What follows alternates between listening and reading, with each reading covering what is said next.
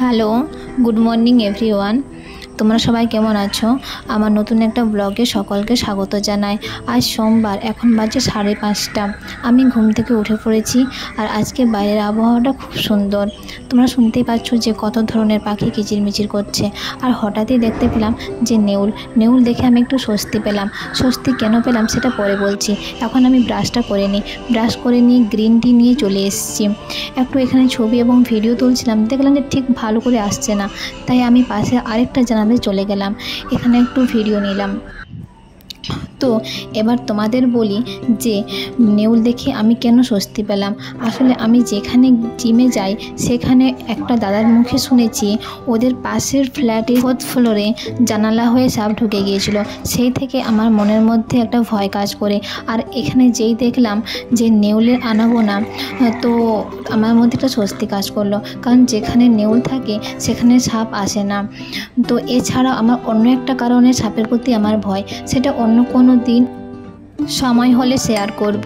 আর তোমরা বলতে পারো যে গ্রিন টি খাওয়ার পর আমি বিষ খাচ্ছি, সেটা কিন্তু নয়। গ্রিন টি খাওয়ার পর আমি পড়তে বসেছিলাম, তারপর পড়া কমপ্লিট হয়ে যাওয়ার পর একটু খিদে পাই, তখন আমি হরলিক্স খাই। আর আগের দিন রবিবার থাকা সত্ত্বেও আমরা চিকেন খেতে পারিনি, যেহেতু সেদিন রথযাত্রা ছিল, তাই আজকে আমাদের চিকেন করা হচ্ছে। চিকেনগুলোকে ধুয়ে নেওয়া হয়েছে, এরপর যে সমস্ত মশলাগুলো লাগে সমস্ত ধরনের মশলা দিয়ে কষিয়ে নেওয়া হচ্ছে। এর মধ্যে ক্যাপসিকাম দেওয়া হয়েছে। তোমরা দেখতেই পাচ্ছ যে মশলা থেকে তেল ছেড়ে দিয়েছে। এখন ধুয়ে রাখা চিকেনগুলো দিয়ে দেওয়া হবে। ও আরেকটা কথা বলতেই ভুলে গেছি, যে পেঁয়াজগুলো দেওয়ার আগে এই তেলটাতেই কিন্তু আলু ফ্রাই করা হয়েছে। এবার আলুর ব্যাপারে তোমাদের বলতে বলতে চিকেন কষানো হয়ে গেছে। চিকেন কষিয়ে নেওয়ার পর ভেজে রাখা আলুগুলো দিয়ে দেওয়া হচ্ছে।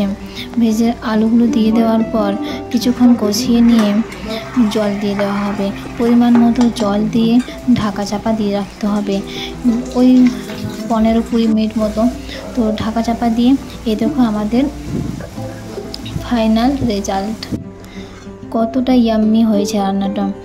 তো এবার আমাদের রান্না কমপ্লিট, আমরা এবার দুপুরে খেতে বসবো। আজকে আমাদের মেনুতে আছে ভাত, চিকেন এবং আলু দিয়ে কষা, শাক ভাজা, স্যালাড আর ডাল। লঙ্কাটা খাই না, কিন্তু লঙ্কাটা ডেকোরেশনের জন্য দেওয়া হয়েছে। এখানে একটা জিনিসের অভাব, সেটা হচ্ছে লেবু আগের দিনে আমাদের শেষ হয়ে গেছিলো, সেটা আমাদের খেয়াল ছিল না, তাই আমাদের আনা হয়নি। তো কথায় আছে খালি পেটে জল আর ভরা পেটে ফল, তো সেই মতো আমাদের খাওয়ার ওই 15-20 মিনিট পর আমরা ফল খাচ্ছি। আর বিকেলবেলা জিম থেকে ফেরার পর দেখি যে বিরিয়ানির দোকানে কতটা লাইন পড়েছে, বিশাল লাইন ছিল। তো এবার হচ্ছে যে আমরা দুজন মিলে ফুচকা খাচ্ছি। তোমরা বলতেই পারো যে আমি জিম করার পরও আমি অনেক মাস পর ফুচকা খাচ্ছি, এর আগে কবে খেয়েছিলাম সেটাও আমার মনে নেই। তো আমরা ফুচকা খেতে থাকি। তোমরা ভালো থাকো, সুস্থ থাকো আর সবাইকে ভালো রাখো। টাটা, দেখা হবে পরের একটা ব্লগে।